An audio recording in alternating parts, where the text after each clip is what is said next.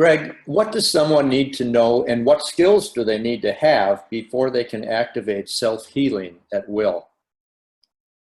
You know, the principle of self-healing, it's actually, the words themselves are probably not even adequate to describe what it is that is available to us, the potential within our bodies. And the reason I say that is because our bodies are wired to heal. They want to heal, and they are in a constant healing and rejuvenating process until we do something that prevents that.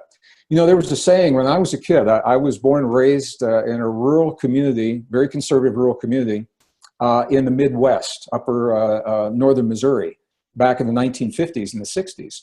And I remember from the time I was a kid, I was told from the minute that I was born, I began to die. Maybe you've all heard this before. From the minute we're born, we begin to die.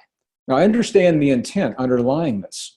It means that it's a way of thinking that suggests that when we come into this world, we have X amount of life available to us through this vessel, and we begin to use it up gradually over time. That's one way of thinking.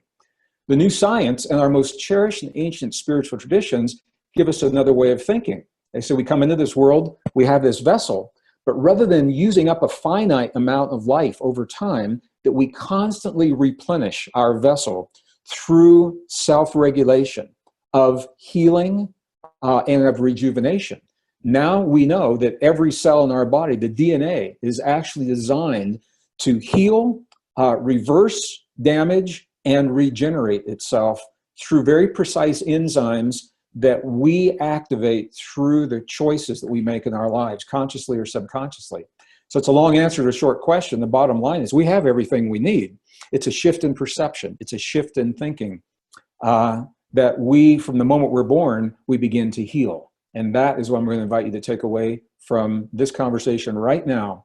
From the moment you are born, you begin to heal.